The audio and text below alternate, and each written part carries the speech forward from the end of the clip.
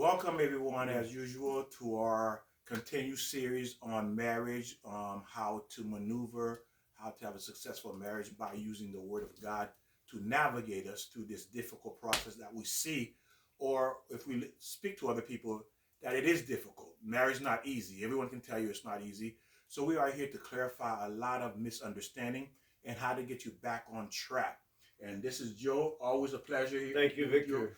And I enjoy Joe because Joe gives so much insight to real life experience where we go wrong and what we need to pay attention to as you follow us on these series. Well, now on that, I don't know if you remember a song by James Brown. Came out quite a few years ago. It was, it's a man's world, but it'd be nothing without a woman. Do you remember that song? Yes, I've heard of it. And how true I think that is. That is true.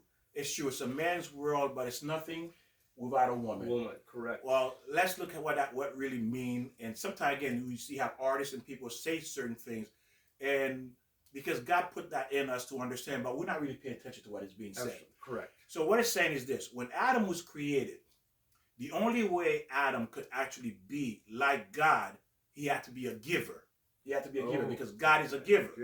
So Adam did not have another human being to give to, because God gives to human beings. So God created Eve in order for Adam to give to Eve, to learn to give. Remember, the best man to marry is a man that wants to give. And if he doesn't have Eve, that means man need Eve. Without Eve, man cannot be man. And that came about how? Because remember, we have to replicate, we have to imitate God. Okay. And God that's what he does, he gives. And if a man is created and there's not someone to give to, he cannot be like God. That's our purpose, to become like God, to emulate God. Exactly. So he created the woman. So without the woman, we're nothing. Without the woman, we are nothing. You see, that's called the greatest kindness there is to give. So God gave us, God created Adam. There was no one to give to. He created Eve. Of course, he was alone. But the deeper meaning is that for Adam to complete his mission, to be the man, to be like God, very good, yeah, he needs a woman. You see? So God gave him a woman plus the ability to give to the woman. And that's what completes the man. So without a woman, a man is nothing. Almost gave birth from his rib. Could you kind of like say that? Yes. Yeah. So Adam is the first man, actually the only man who gave birth. Because why? God took the rib of Adam to create Eve. You see? Why did he take the rib? Because he says, if I created you individually, you're not going to match up. But you are part of me now. So Adam is attached to Eve because Eve is part of him. Never heard that in that reference as far as man gave birth. Right, Adam gave birth. The only man. Yeah. And then if you notice, Adam gave birth first, and then it turns around now, the woman gives birth. You see? Man, exciting. Yeah, and not only that, but the woman understands what it feels about her son or daughter, because that's part of her. Literally, that's part of her. So it's like consider an arm or a leg. You see? So this is why a woman is so attached to their children. Sure, exactly. And that's why Adam was so attached to Eve, because Eve was part of him, literally.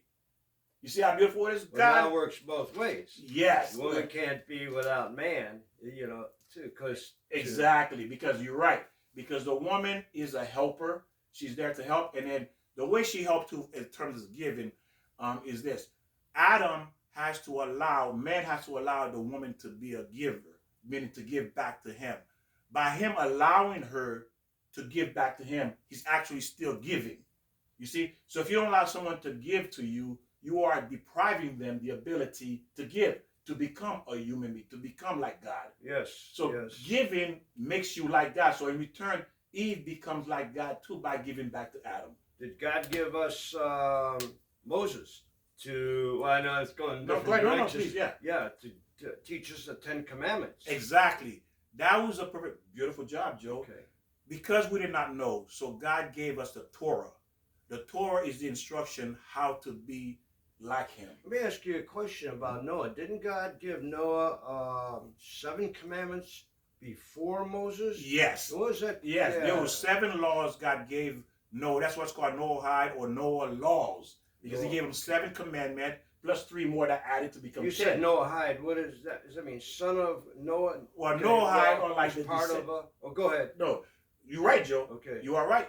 Noahides are people that came after Noah, at the generation of Noah, because Noah started the world over again. Mm-hmm. It's like the world got wiped out and then started over again with Noah. So they call them Noahide, and then God attached 7 laws. Now the 7 laws, they're actually the same as some of the 10 commandments, but there's also a few added, like do not eat that flesh, is correct, Joe. The raw flesh or the blood. Isn't that in that 7 that God gave Noah? Yes, because in the Jewish community, in the Jewish world, the Jews cannot consume blood of an animal. So when they slaughter the animal, they have to make sure all the blood leaves the animal before they can eat the animal. Well, that's really makes kind of yeah, because sense, God says, right. And why blood? Why not eat blood? Because the blood is the nephesh. Nephesh means, nephesh. It's a Jewish word for the soul is in the blood. Okay. So there is a nephesh of an animal if it's impure, not a good animal, and then you eating a certain type of nephesh. It's not a soul, ladies and gentlemen. Don't confuse it with soul.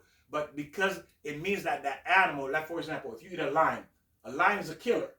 Right. So if you eat that lion and drink the blood, you become a killer. There you go, Joe. Exactly. You get that part of that lion in you. Yeah. So you contaminating yourself. You see, you become poison. It's like drinking poison. Oh, wait, we're also talking about the people you hang around with. So if you hang around with evil people, is that like the lion? You're going to be corrupt. That's correct, Joe. That is absolutely correct. These are true and also like in a parable way for us to understand it in human ways. Look, we're never taught that. I never was taught. What? I mean, we're never taught that in school. You taught. Well, Joe, let me ask you a question.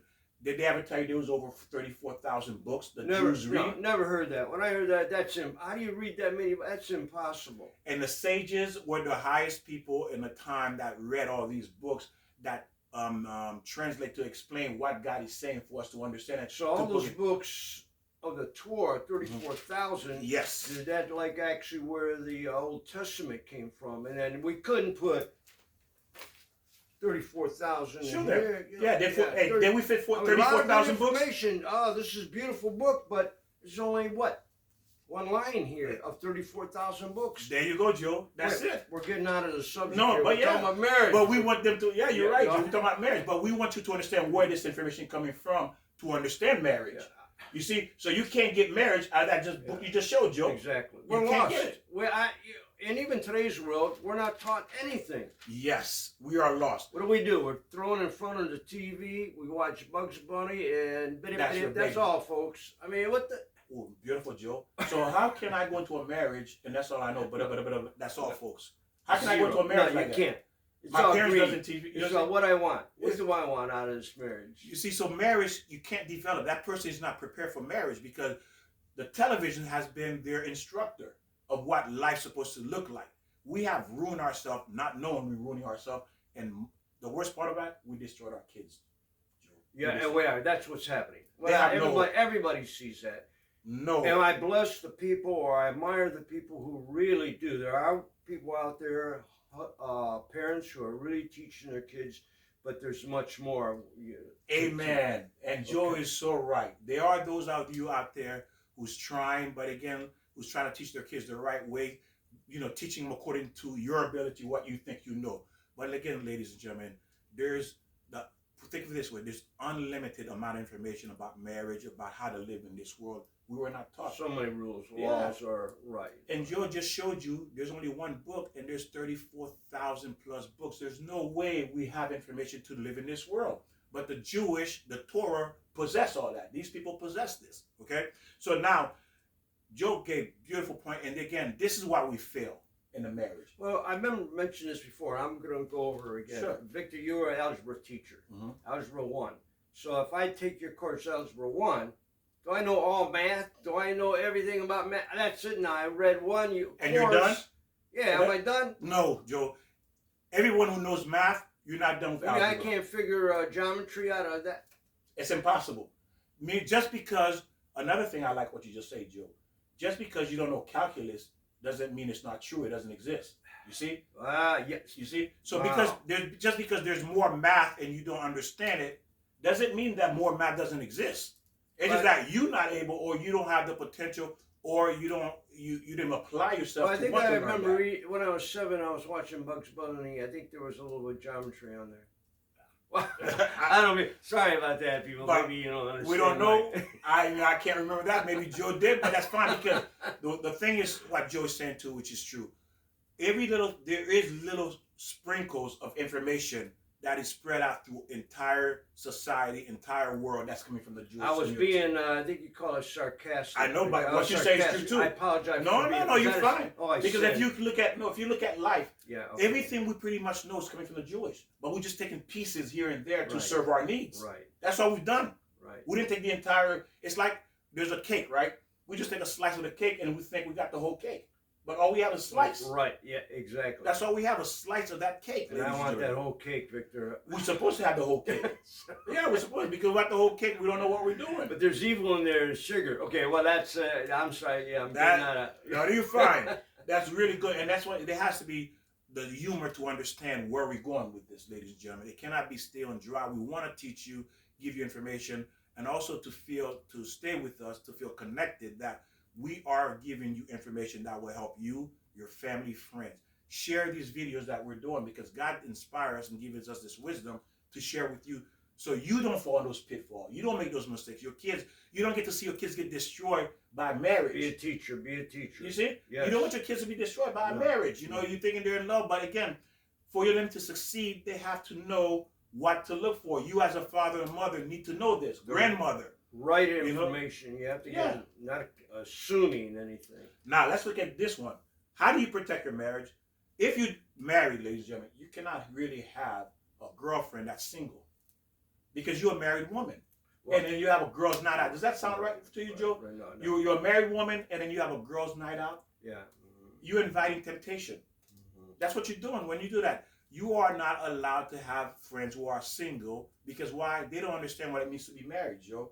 Think about it. When you were married, you had friends that were single bachelors. They didn't understand you had to be home at a certain time. Be more, remember you said that? You had to be home at a certain time. You're being a little more corrupt, you know. I mean, I think you should have your individuality, but Victor's making a good point here. When you go out single women, they're trying to attract single men, and so you get caught up in that, and it's like, oh, okay, maybe I can, you know, and there's where the trouble begins. It starts going out there, then it enters your mind.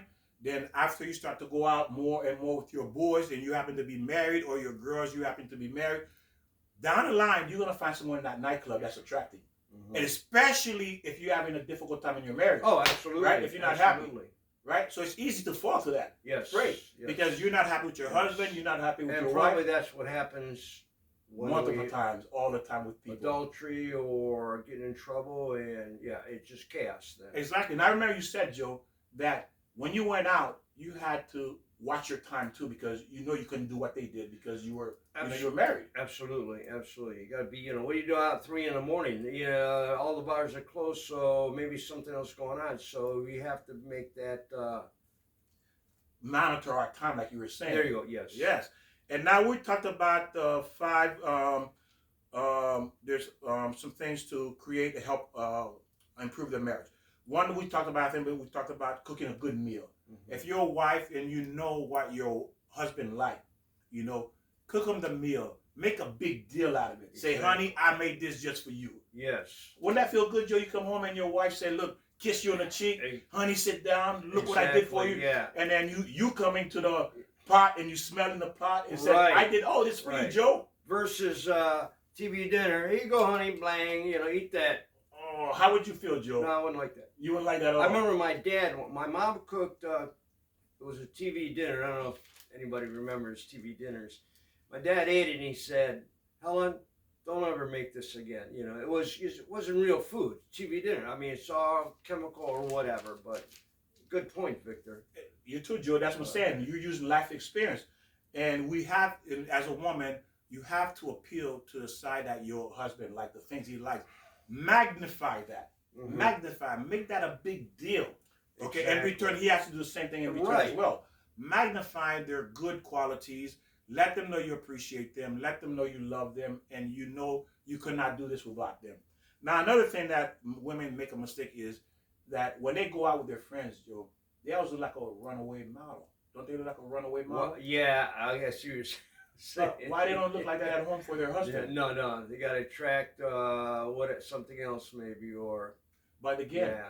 why they don't do it for their husband? Yeah. You should be looking like a runaway model only for your husband, really, because that's the goal, to keep him interested, for him to remember. Yeah, you got to keep that spice going, or chemistry going, or that love going.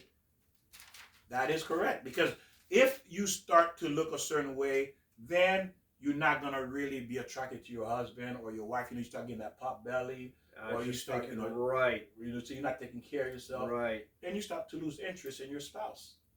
So we are obligated to keep up with the way we take care of ourselves. Now, another thing we're going to talk about is the role of the wife and the role of the husband. And people get that mixed up, Joe. The role of the wife is to educate, discipline, take care of the children, and one of the most important things, to keep the husband from sinning.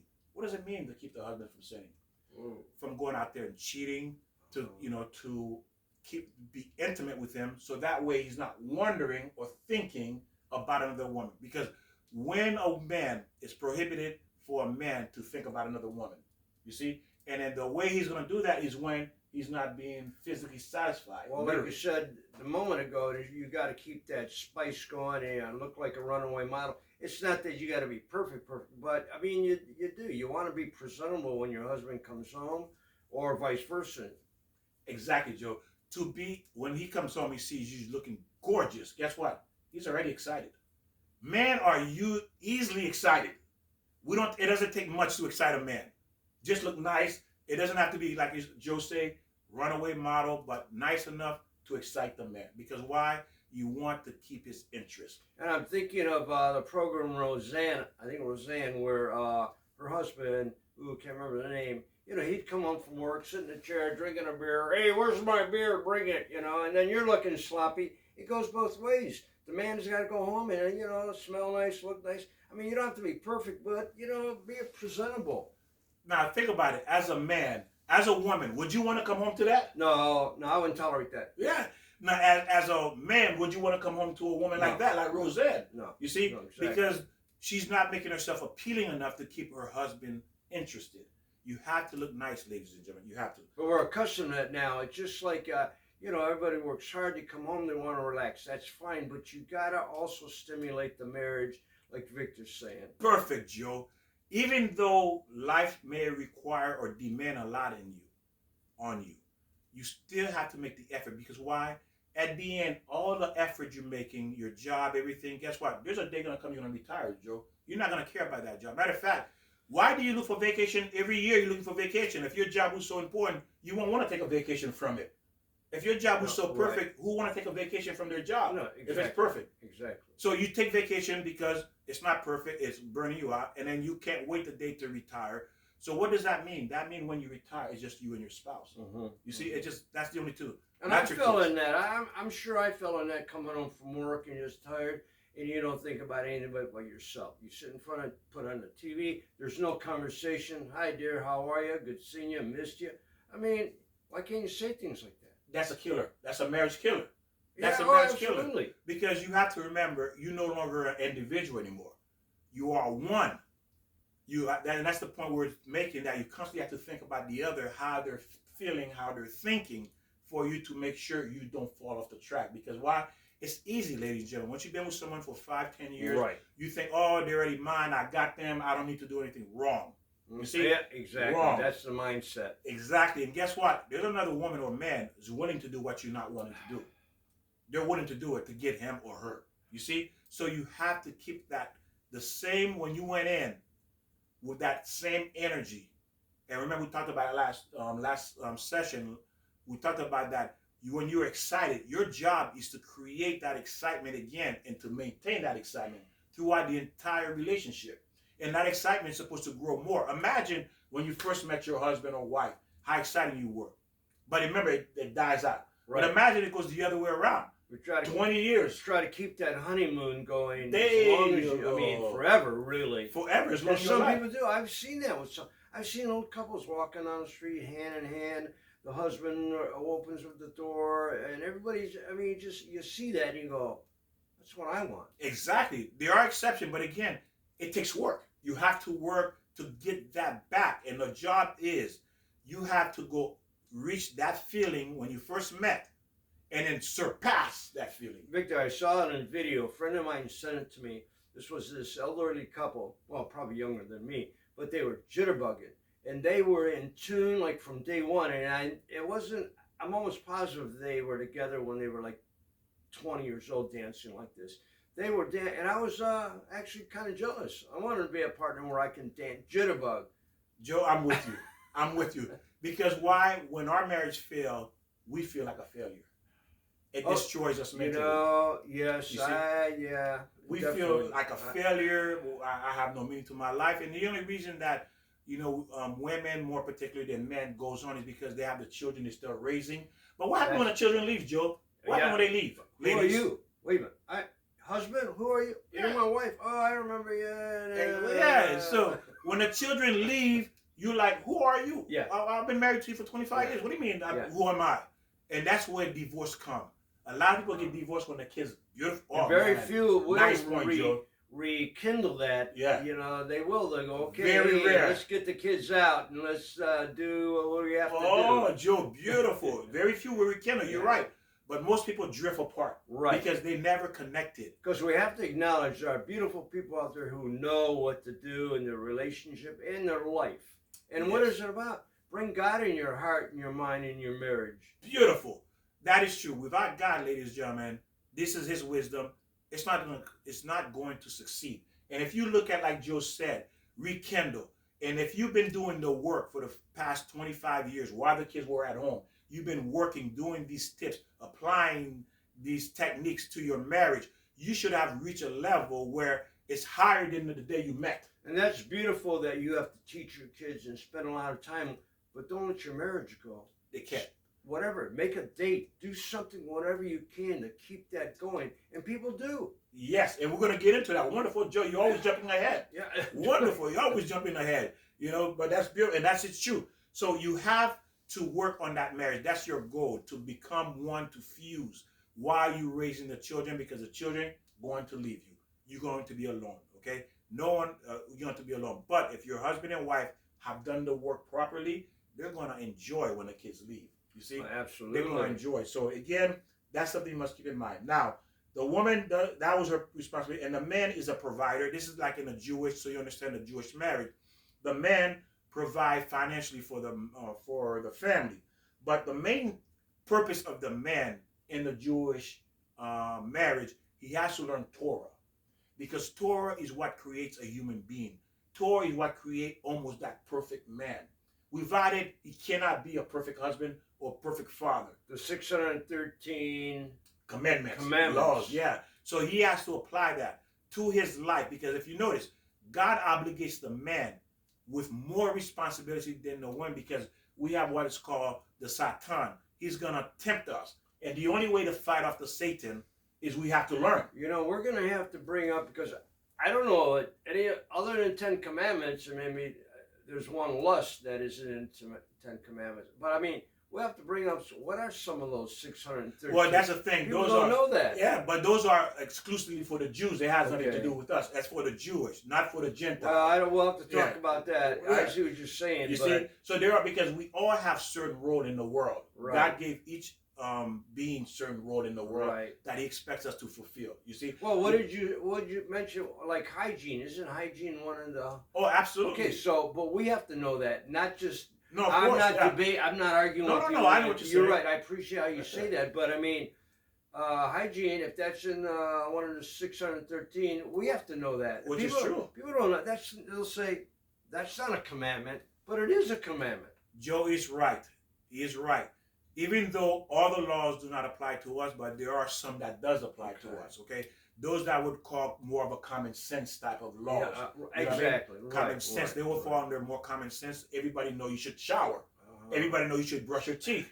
You should comb your hair, look neat. Right. These are more common sense. But we'll, one day we'll see if we can get into that. Even Demeter, when you go out, open the door. That's like a law. It is. Responsibility. That is true. Okay. What you're saying is true, Joe. And people don't think that's a law. Oh, I follow 10 commandments, I'm going to heaven. Well, it's not all that easy. It's for every human being, what you're saying. Yeah, okay. Every Gentile and Jew. It's for every human being on the planet. And now we're going to go into, again, the husband, he brings the food. But again, he has to learn. And the reason he has to learn, he cannot be a great father or a great husband without learning. So it is a commandment. It's not a suggestion. He must. So if God says, listen to this, Joe. For you to be a good husband, a Jewish man to be a good husband, a good father, he has to learn. What do you think we have to do as Gentiles? Well, learn. We need to learn too. Right. But also that learn so we can be an example to our kids. Perfect. And our neighbors and anyone else. You always jumping ahead, Joe. Oh, geez. Oh my goodness. But again, that is true. Since he brought it up, I have to address it. Well, I have to admit, I read your notes. I read your notes, Victor. I see your notes. Wonderful. And it's true. If you raise a child in a house, let's say you're a parent, a couple, right? And then all you talk about is business and everything else. It has nothing to do with God. Remember, kids are copying machines. Oh, absolutely. They're called children are copying machines. Whatever they see you do is what they're going to do. My dad said that. My mom said that. My dad cheated. My dad, he's my God. Yeah, well, if I could say it like that. Exactly, yes. If my dad did these things, why can't I do it? Because in my daddy's school, I look up to him. Absolutely. There's nothing wrong with it, right? Absolutely. If he did it, if my dad cheated, hey, why not I cheat? Because it seems okay. Why? Okay. Mommy's around. Mommy's not arguing it. We didn't learn about it. We didn't talk about it. You didn't teach me, what God says against cheating. Well, we talked about that as far as, even women or beautiful young girls who see their father attacking their mother or swearing or hitting. You go, well, that's normal. So if I marry a man who hits me, that's normal. Exactly. Is it normal? There you go. To them, or drinking, abuse, all that seems normal because they're seen in the household, because this is what you taught them.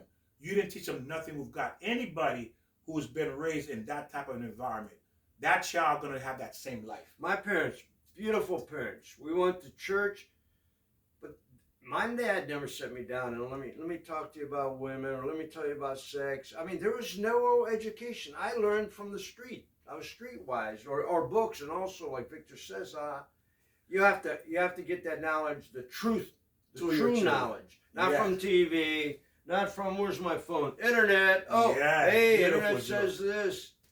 Again, your marriage is a failure, and your children's going to be a failure if God is not involved. If you don't know these laws, these restrictions, these obligations as a husband, as a wife, what your roles are, it's going to fail. And it says, again, children are a copying machine. If you drink, you cheat, you abuse, you physically, mentally, verbally abuse, they think it's normal. Guess what? They're a copying machine. They're going to do that. And how can you say, don't do this? You're getting mad at your kids. You created them.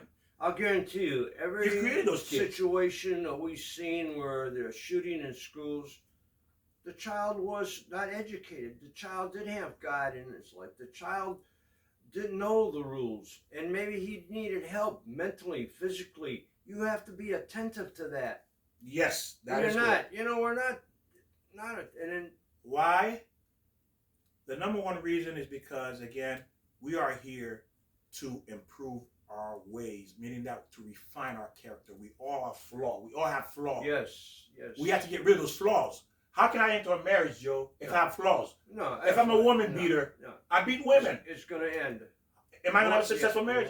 I'm a cheater. Right, exactly. I'm a liar. Exactly. I steal. Mm-hmm. How is that going to work, Joe? No, you're going down. I'm going down. Exactly. Going down. So, meaning if I have these flaws, I have to fix those flaws first before I can enter. And I'm not saying you're going down. God's saying that. Hey, what are you doing? You can't cheat. Go to the 10 Commandments. Go to the Torah. Go to the old Bible. You're right. And you're right. It's not Joe saying, it's God. Because God says, you're doing things that's against my laws. If you do things against my laws, you're going to be punished. You're going to be punished. And I'm punishing you not because I want to punish you or hurt you. I'm punishing you to correct you. Correct. Exactly. That's why we punish our kids. Do we punish our kids just to punish them? No. No, we punish them to correct them. Because there's a behavior that's bad. We want them to correct that behavior. We don't want them to take it out in the world. So again, whatever you do in that marriage, your child is observing and watching, and they're a copying machine. They're going to do exactly what you do. Now, another way you can look at a child is this. And tell what's going on in the household is what the children talk about. So when you're around kids and they talk about certain topics and certain things, This is what they're learning in the Oh, house. absolutely. Because they're parents. They're going to repeat what they hear. How many times parents say, where'd you learn that from? Exactly. You didn't learn that from here. Well, sometimes they do, but Yeah. you know, and learn it from the evil person or the wrong crowd. So most of our learning, well, 99% of our learning start at home, ladies and gentlemen. So you have to be careful what you're teaching as far as the marriage. What does a marriage look like between a husband and a wife? This is what your son and daughter needs to look at. Before you can enter into a relationship, you got to fix yourself first. That's the key. And the only way to have a successful marriage is fixing yourself is by using the Torah. If you don't fix yourself, the joy, like we mentioned earlier, when you first met that person will dissipate, will disappear. It will vanish. And if you use the Torah, that joy when you first met one another is supposed to increase. Can you imagine how much joy, more joy can I have, Joe? When you first meet someone, yes. It's so exciting. Oh, exactly. Can it be more than that? You can't almost control it. Yeah, you think you can control it, right? But that's the goal. The goal is to go to that, back to it, or higher, Joe. Can you imagine? Now, we're talking about the heart and the mind, but I have to interject here as far as the diabetes or that's happening in the younger kids now is growing so strong, like from, I don't know when it starts, say 3 to 12 years old. And again, we're not teaching the child, we're eating, and you look at the parents, they're looking, we don't know, where am I going with? Well, go ahead, no, I'm going, but I think people know, I mean, you know, we're not teaching our child the right things about even health, but right now we're talking about mind, heart, and God. Yes, So that's another example, again, part of Torah. Torah, that's education on health, because you're supposed to have a healthy body, Joe. absolutely. You cannot have a healthy marriage without a healthy body. Well, that's a sin. You're insulting God if you abuse your body with sugar, drugs, alcohol. I mean, how many times people drink Coca-Cola? I've seen, 10 bottles a day. You know how much sugar that is? There's three It's parts. like a half a bag of sugar. And Joey's right. There's 3 parts because you're looking at the soul, the mind, and the body. Those 3 has to be healthy. There you go. Thank in you, order Victor. Yeah. to be a healthy individual, to enter a healthy marriage. How many people we meet say, wow, this person messed up. This person might seem twisted, you know, or this person have health issue. Who wants to, beautiful Joe, who wants to marry a person that has health issues? No, nobody does, right, because then it's constantly. And then just think of the medicine alone. Over a period of 40 years, 20 years, you're talking thousands of dollars. You see another point Joe brought up? Again, we have to be careful because no one wants to marry someone who has health issues. Because if you're about to enter this relationship and you know this person has serious health issue, it takes a big person to be able to handle someone who has health issues. And then you can't even enjoy your children because now you're tired, you got to go to a doctor, you go, oh, I don't feel like it. Now you can't play baseball or go out there or take your child anywhere. And they miss that because what? Because they're not going to get that quality time with the parents, you know, to build that relationship, that bond. And they that need fusion. that. And then, yes, children need that. You're right. Remember when we needed that. Yeah, we wanted that until we got a certain age. We drifted from our parents. But as little ones, we want that, and then we're supposed to nurture that want, that emptiness that child has, and you have to nurture. That's what is the most critical part because they want your attention, and they're gonna watch everything you do, how you do it, and this is where the most critical teaching comes from. Is during that period, ladies and gentlemen.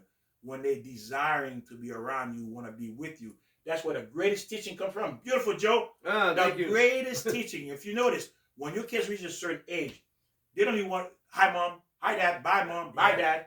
Yeah. They don't want to be around you anymore. What can you really teach them? You see, you lost that window of opportunity. But if you're not at your greatest or at least a high point, when these kids are attached, they're holding onto your legs to teach them what a marriage look like, you lost that window because it's almost impossible. It can be done, but it's going to be an uphill battle. Yes, right. A lot of work, and you're exactly. Wonderful, Joe. Nice. And another thing, gentlemen, you should kiss the feet of your wife for spending all this time, day and night, taking care of the children. That's right. You take that for granted. Ooh, Joe, it's your job. You know, that's your. It's true. Yeah. Oh, where's my dinner? Where's this and this? But you forgot she's been with the kids all day, and she's caring for your children. You should come home, bow down, kiss her feet. That's what you should do. Bow down, kiss her If feet. she's doing that. Some people Yeah. are sitting there Good job, eating Joe. mamas. I'm going to watch Oprah. Oh, soap operas now. Joe, correct me again. That's if she's doing that. If she's taking care of the kids. If, like you said, she's eating bun, of course it's going to be an argument because she's not doing her part. It's a two-way street. The man has to do. It's a two-way street. That is correct, Joe. Beautiful. It is a two-way street.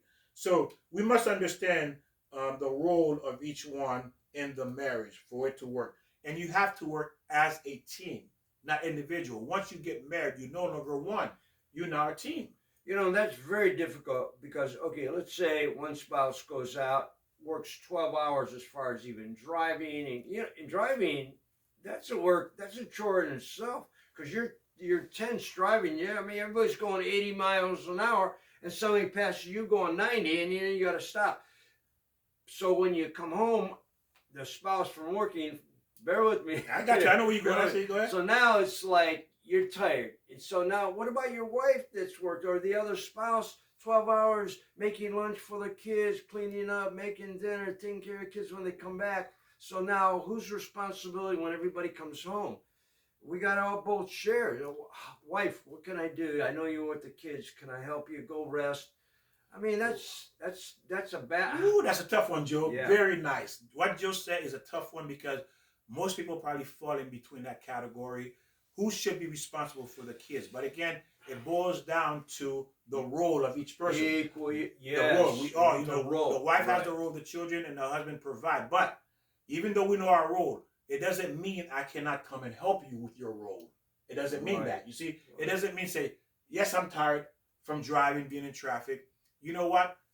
Maybe I'll settle down for 10, 15 minutes, relax for a minute. There you go. After I relax for 10, 15 minutes or 30 minutes, honey, what can I do to help? I couldn't comprehend why I didn't have any children, so in a way I shouldn't speak as much about fine, this. keep going. But I couldn't comprehend working, again, 12 hours a day with the driving here and there, and then coming home, oh dear, you got to take the kids baseball practice. That's the last thing I want to do because I'm beat, I'm tired, I want to just relax, and now I got to go drive again. Beautiful point, Joe. Let's look at both sides of that. He's tired coming home from work. But you have to understand, ladies, is this. If your husband is working hard to provide, to keep a roof over your head, food on the table, right? You should not add additional, even though kids wants to play, don't put them into activity that you know you can't keep going, you want to put burden. The goal is not to add burden to each other. You see? Because when you start adding burden to one another, you wearing the other person down. And once that other person gets worn down, they can't do anything anymore, they start to want to pull back. They don't want to be in this marriage anymore. And what happens when the night's over and you go to bed? Oh, I got a headache. Oh, yeah, I'm too tired. And then there you go. You don't have any. Oh, wow, Joe. Special time. No, I don't want to do it. Excellent. I got to get up 6 o'clock in the morning. And this goes on for weeks and months. And guess what's going to happen? Another woman going to say, okay. Yes. I'll be with you. Yeah. Another man going to say, okay, I'll be with you. You see? Because why you depriving? You create your own problem. You create your own adultery because why? You extended yourself, overextended yourself where you cannot nurture or nourish and that is relationship. Difficult. I mean, nice, Joe. Even Very if nice. both parents. Ooh, that's a nice one, Joe. Go out to work. They're both working 12 hours. You come home. Now, who's taking out the trash? Who's cooking dinner? You know what you do? Well, I'll pick something up. And so now you buy trash from the store, some chemical rotisserie chicken, which I love, but that's all fat. And again, beautiful what Joe's saying is look how easy we can be derailed because we add so much to our plate. Now we're going off the track, off the reservation, and that's where the danger comes in. The danger comes in a marriage when you overload the marriage. That's what you're saying. Yeah. When you overload the marriage. And when the marriage becomes overload, both parties, husband and wife, feel that they're being pressed down and all they want is to separate, to have a moment of peace of breathing. And it's going to be hard to get that together, but what you got to do is go, honey, come over here. We have to talk. How can we remedy it? We have to, everything is chaos. We got to, and I don't know what the answer is, but you got to talk. Yes. You got to talk to each other and say, I'm sorry I did this. I know I should have brought the trash. I missed the pickup. And, it's just like everything is chaos. Because you know why? What are we chasing? The money. Yes, we Oh, chasing. what about the next door neighbor got a Cadillac? How come we don't have one there? Well, hey, beautiful point. We don't have a, well, you know what, honey? I won't be home anymore. I just stay work 24 hours. Right. Good you won't idea. see me anymore. Oh, that's great. Hey, you want that new car? You want that new BMW? Guess what, honey? You won't see me for 1 month. There you go. Yeah, that works, huh? Yeah, you won't see me for beautiful, Joe. Yeah. You won't see me for 1 month because I'm gonna make the money to get you that new BMW. You see what we do? Because we're looking at other people. Joe, that was a beautiful one. Oh, because we do it and not realizing what we're doing. No, we're not realizing. You don't realize. We are looking at other people, the way they're living, and then we try to emulate that, and we are destroying our relationship and not realizing it. We are doing that to ourselves. Not God, not Satan. We're doing it. You know, I remember when I got married, I said to myself, whoa, I got to be responsible. It's kind of like scary. I go, oh, now we're going to have kids, which we didn't, but got divorced. But it was scary. Like now, all of a sudden, I can't go out and be partying or having fun because I got to work and be responsible. It's scary. So that's an issue we got to. And it's beautiful. And that's what Joe's talking about. Collaborating, working together, even though the man has a last say so. And of course, he's supposed to listen to his wife, giving input to the relationship, how to develop it.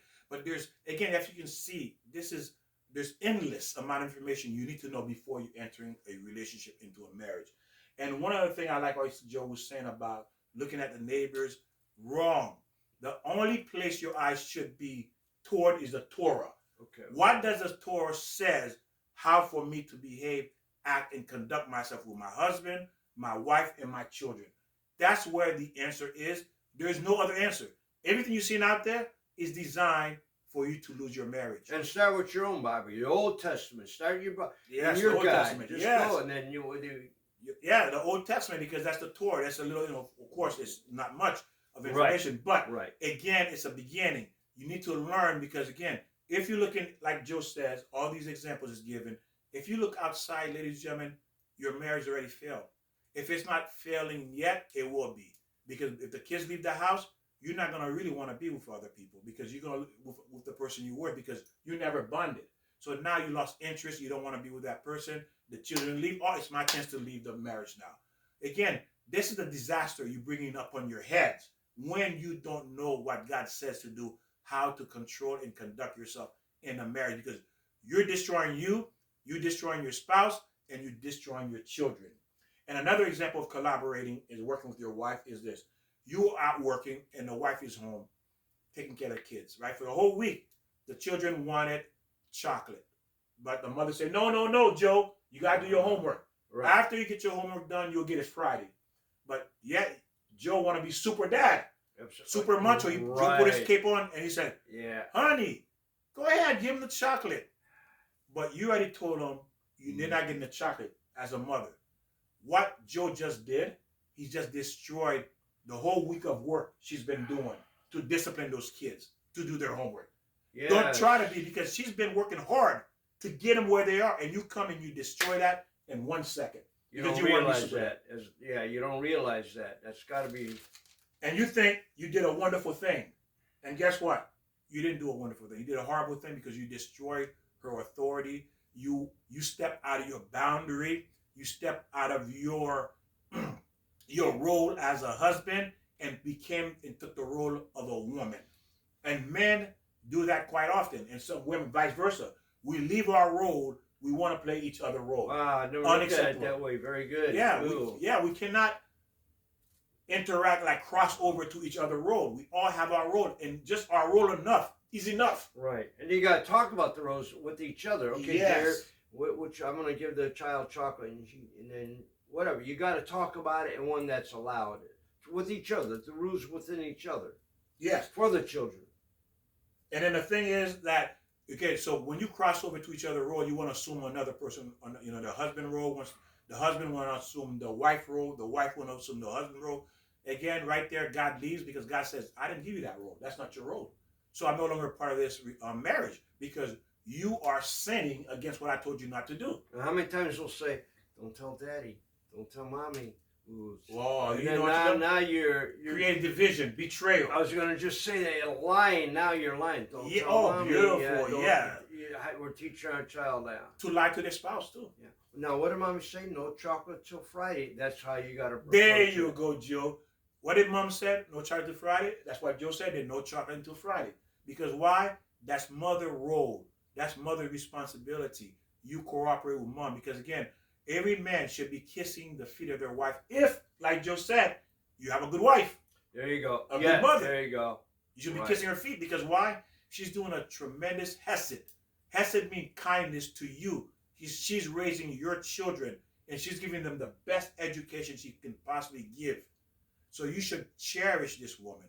She should be, again, really, honestly. Absolutely. No one should be hiding her. Nobody comes before her. Remember that. The children don't come before her. Your father, your mother doesn't come before her. The women are going to love that, what you're saying. Yeah, nobody comes before your woman. Nobody comes before your wife, gentlemen. Yeah. Nobody except your wife. God is first, then your wife. Even God said, look, I'd rather you leave me and you stay peaceful with your wife. Somebody questioned me about that. So we'll later on go into that a little more. Right. That's beautiful. That's in the Torah because God says, I want shalom bay. Shalom bay means peace. I want peace between husband and wife. Yeah. I want them to be able to exist because why? Why God want peace between husband and wife? Because why? You're going back upstairs. There you go. And you have to live with one another again. Kind of like you would say that to your child, like, make sure you take care of your sister, leave me out of this.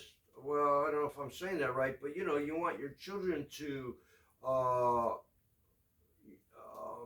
get along. Yes. So you say that. You want peace in the house. You want exactly. We're teaching our children to get along, to have peace.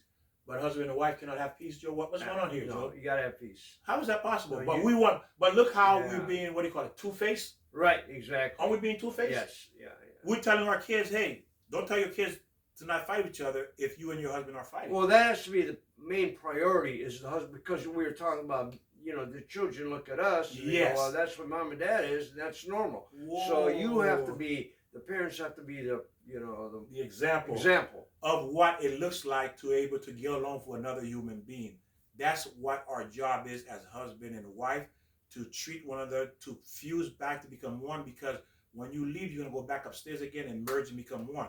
So if you don't have peace, you didn't learn it down here. How's it going to happen up there? I remember when I used to see my dad sleeping when I was a little boy. He would sleep like this or whatever. And so I'd get into bed and I have to example how he slept. I don't know why I did that, but it was like, what we're saying is we mimic our parents. Yes. Your dad eats pork, you're going to eat pork. Your dad eats clams, I like clams. My dad didn't eat oysters, I don't like oysters. So again, getting back to we mirror our parents in, so then when you know your kids are doing something wrong, look at yourself. Yeah. Oh, beautiful, Joe.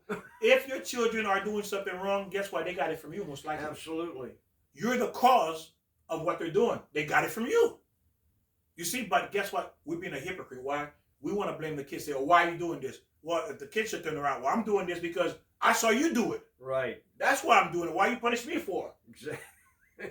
What's wrong with you, Mom? What's wrong with you, Dad? I saw you slap Mom, so I slapped my girlfriend.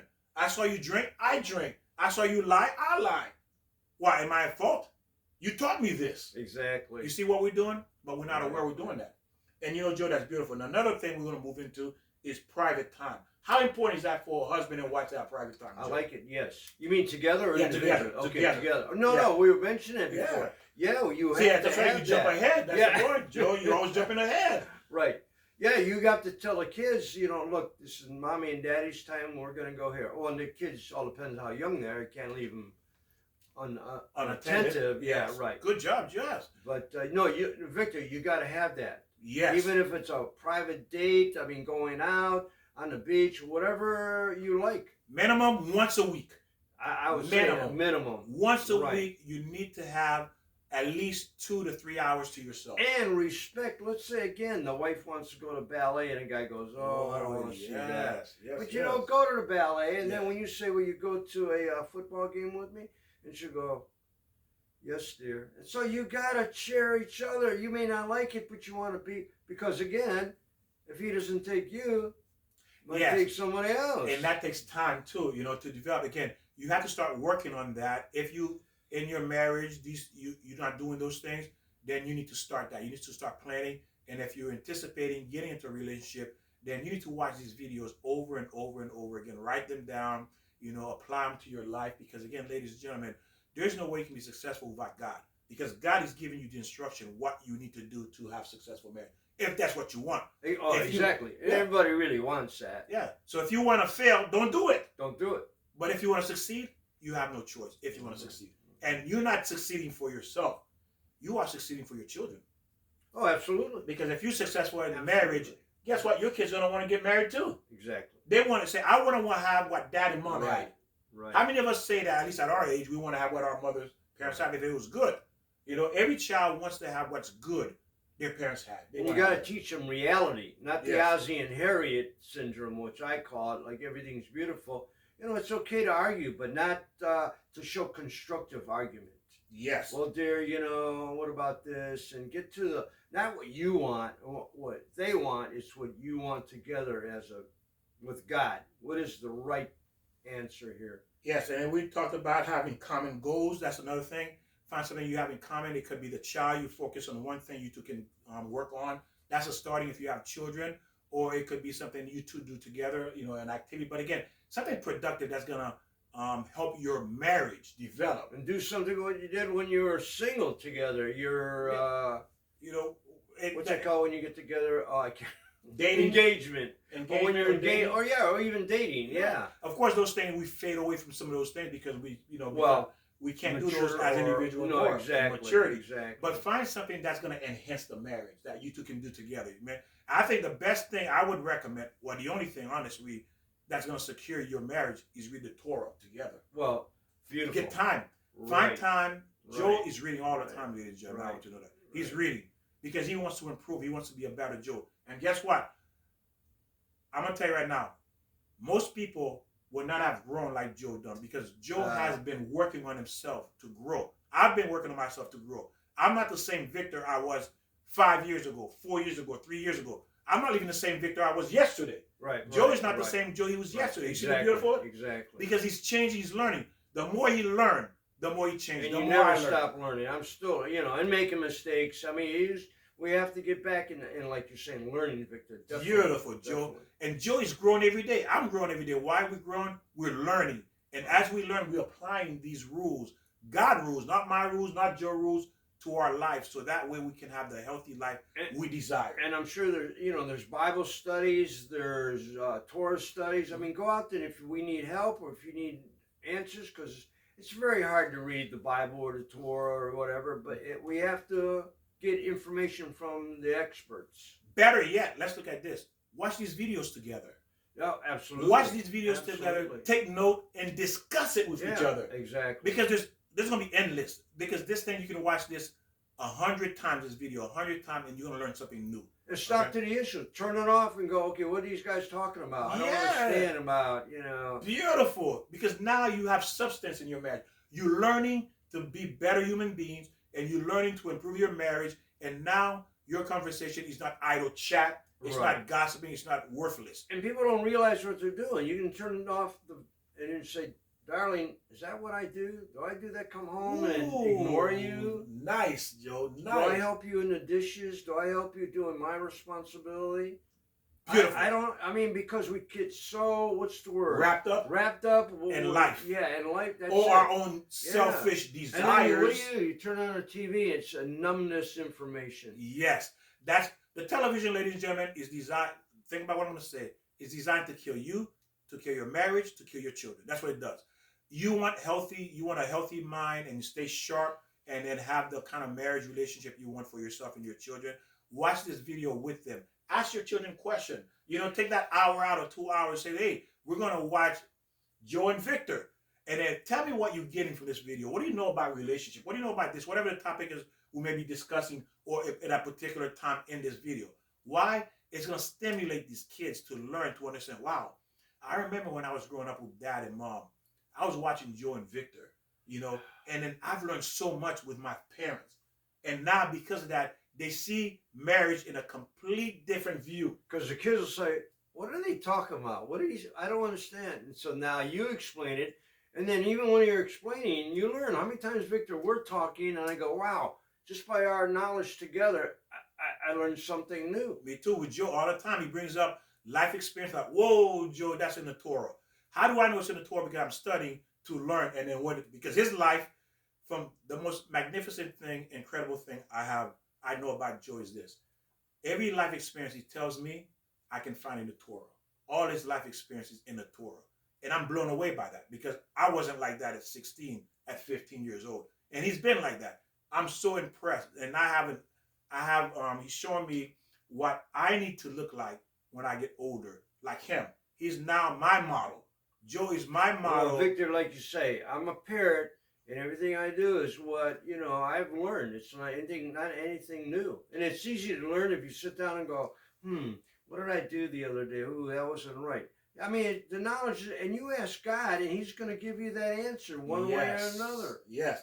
Talking about, let me interrupt one time. Go, Joe, please. About TV we're talking about. I love Seinfeld. I was watching, this is about probably 5 or 8 years ago, and I'm watching Seinfeld, and I'm thinking, I've seen this program, and I swear, I must have seen every episode of Seinfeld 100 times, and I go, what am I doing? I turned it off and never turned TV on about 8 years ago, and I don't miss it. Amen. Again, Seinfeld is funny, and there's nothing wrong with watching a little something on TV to make your mind get away from all the problems. But there's a limit. Don't watch TV 24 hours a day. Joe is right. Trash. Joe is right. It's trash.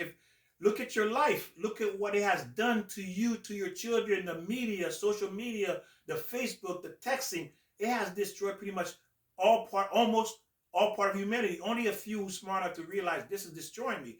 And Joe is right. And that's why I said Joe is the model, because why he made that, well, God guided him to turn that TV off and start doing self-improvement. And I do miss, though, is Antique Roadshow. Now, there are programs on there that are very educational, and I'm not telling people, zero in on that, but there are and I do miss Antique Roadshow because I have a lot of junk around here, and I want to know what it's worth. I mean, now we're getting into monetary, but Joe Place is beautiful. It's like a museum. Everything has a story behind it, a history behind it. It's incredible. As you can see, if you're watching these videos, you see all these things behind us. I mean, this man has a lot of knowledge, a lot of understanding, and he's been really working on himself to develop. It's my life. Everything in it, 90% of the stuff is actually garage sale stuff, but a lot of it is brought back from, I got yearbooks that go back 50 years, 60 years ago. I got photographs from, I'm sure everybody does, a lot of people do too, but again, things in my house are just part of my life. Amen. And as we continue a little bit more before we end, is look at this too. We have to look at, like we said, appreciate the time. Give your husband time to, if he has something important he has to do, let's say he has to catch up on some work. Wait, right? Appreciate. Do you make that? I never heard that word. Yeah. What does that mean now? That's a lost word. Appreciate. Oh. What does that mean? Oh, yeah. You know what? Most people don't know what that word means. Appreciate. Appreciate. You educate me, Victor. What does that mean? So meaning that you have to appreciate that your husband is working hard and he needs a little time to finish the work he didn't finish at work. So he came home early or he came home on time and he says, honey, I have about an hour worth of work or 2 hours in the studio. I'm going to go finish my work. So appreciate, understand, he's trying to earn a living to support you and the kids. So you give him that time, respect his time. And that way he can finish what he needs to do. Then he can engage with you. You see? So give him that time, give him that space, not because of any other reason, because you appreciate what he's doing for you and the children, providing a roof over your head. Well, what about if the wife makes a special meal or brings a special little dessert? Is that part of appreciation? Yes, absolutely. It's part of the appreciation. When the wife brings dessert-wise in there, he's finishing up a work or a drink or something, just to show, look, honey, I know you're working, I'm giving you space, but I'm bringing you a little snack, a little drink, just for you to kind of wind down more and do your work. Because why? I love you. I love you. Well, what about the child if he gets a special gift for mom or something special mom does or dad? Is that part of appreciation? Absolutely. Absolutely. But again, we have to be careful. That's a very thing, because when kids are little, all they know is how to receive. Take. Okay. We ruin our children by giving. but we never taught them how to give back. So when somebody appreciate you, do you say, "Oh, thank you"? I mean, what's thank you? How do you follow? Well, that's a good one. When someone, I'm gonna tell you what appreciation really means for you to understand. Appreciation means that I will never forget this till the day I die. Never forget it. Meaning that you did this for me 30 years ago. I still talk about it. Still talk about it. Is that in the dictionary? I'm gonna look that word up. That's the Torah. The Torah says someone who appreciates something you've done for them, they never forget it. They talk about it. Even to their dying breath, they remember what you did for them. That's someone who's truly appreciated. And is love wrapped into the appreciation? Well, you know what?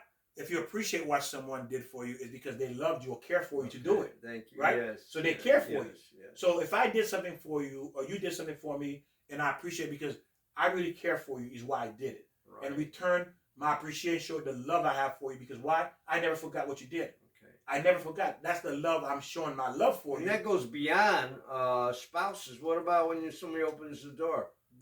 Thank you. I know that's a lost thing. Who opens doors? Very few. I know men and women do that, and that's good. Yes, and then now, and that's the thing. A lot of things has changed, but it's okay. But the point is, because the world changed, does not mean we have to change. What we have to remember, the only way we're going to succeed, we have to live the Torah, ladies. That's just the bottom line. We have to follow those instructions if you want to have the help. And really, when you talk about Torah, which is beautiful, I mean, it's just love God and those God's rules. That's what the Torah is. There you go. Exactly. It just rules. Small book, which is all in here. Read it. It's God's rules to tell you how to live in this world. And now we'll come to one more point, is we have to look at compliments. We have to compliment our spouse, Joe. There's another word, compliment. I don't know what that means. What do you mean by compliment? Compliment is, wow, honey, you look beautiful today. Wow, honey, you always look good. I never heard honey. Very few people never heard that? Wow, my wife always cooks good. My wife makes the best dessert. My wife has the best garden. So that's rolled in with appreciation, complimenting, love. Because you let them know you acknowledge, you see the good in them. You're acknowledging the good. I remember I would tell my children, my son this, I love you. And my son said, I love you too, Dad. No, I said, I'm proud of you. And my son would say, why are you proud of me, Dad? I said, I'm proud of you because you're my son. Exactly. I don't need a reason. I say I'm proud of you because you're my son. If he respects you, son respects your father, and you show that respect. Yeah. You know, now if he goes out and steals, I can't be proud of you. Can you be proud of your son? Right. So when you tell your children you're proud of them and love them, it's going to develop a protection, your spouse too. When you tell your spouse, I'm proud of you, and then you're really proud of them, it protects them to a certain degree not to do the wrong thing. He said, I know this girl likes me. I can't cheat on my wife because my wife is so proud of me. Look how she look up to me. You know, she put me on a pedestal. I can't do this to her. All of a sudden, it shifts. Yeah, exactly. You wanted to be with her, but now you don't want to be with her because why? I can't disappoint my wife. Exactly. She'll look down on me. Exactly. I gotta remain that king the way she sees me. She sees me as a king. I gotta keep that image. I gotta keep that image in her eyes. So I can't cheat. And this is where we're going, ladies and gentlemen. We have so much more we want to keep talking about. Let me interrupt for one moment. Go ahead. Sometimes people have a hard time speaking, to say even the words "I love you." I mean, that even goes back to the family. You know, it's hard to say "I love you." So maybe you don't have to say it verbally. You can say it with a note or flowers or just other ways. There's many ways to say "I love you." I mean, the main ways is to say, "Darling, I love you." Oh, beautiful, Joe. I know there's some people say I can express feeling. I'm going to tell you something. You have to work yourself up to saying it. You have to. Even once a month. You have to. Because why? Absolutely. A woman needs to hear those words. Even though it's bad, it's not really good for a woman to say, well, I know he loves me by doing this and this. No. She needs to hear it. She needs to hear confirmation. You have to give him. For example, would you do that to your son and never say, I love you, but, oh, I know Dad loved me? No, you got to say it. You have to say it. Because you know when you hear it, you like it. Yeah. All of a sudden, out of the blue, I love you, or I appreciate you. Thanks, honey. I really appreciate how you take care of the family and take the kids where they have to go. Exactly. So the word I love you needs to be said. If you're not used to it, well, start getting used to it because you're not going to get away in this world Because think about it, you go to upstairs, you go to heaven, and God says, why you didn't tell your wife I love you? You cannot tell your God, oh, you know, I didn't feel like it, or it wasn't who I am. There's no excuse. Even though at first you may not mean it, there's no feeling behind it, but start doing it to get used to it. But again, too, when people say, when you're talking on the phone, you go, I love you, it means nothing. You gotta say, oh, by the way, darling, I really love you. Wow, you know, not, okay, I'll talk to you later, love you. You know, you say that to everybody. You say it to your friends. You say it to everybody. You say it to your boss. You know what I mean? It's a meaningless. Make a special, darling, I love you. A note, a special. Yes, and ladies and gentlemen, we want to thank you. Coming to a conclusion. Anything you want to add to that, Joe? No. And, you know, again, I hope that we help. Again, share these videos. Again, share these videos. Watch these videos with your family members, especially with your children. Because if you haven't had that relationship, you had a failed marriage, then you know what? You need to be sharing this video or watch this video with your children. Because why? Your children are only going to remember what they saw you did and saw how your marriage failed. Absolutely. You see? So because you did not know is why it failed. Because you made wrong choice, decision, whatever the case may be, you failed. But now, do they have to fail too, Joe? No. No, they don't have to fail because now you have the resource, you have the tools to help your children to have a successful marriage and for you to be able to guide them. And we thank God for his wisdom because why? He wants the best for you. I thank you. Share. Also subscribe so when we get new videos and it's shown, you can get those notifications immediately. And we will see you next time. God bless. God bless. Thank you.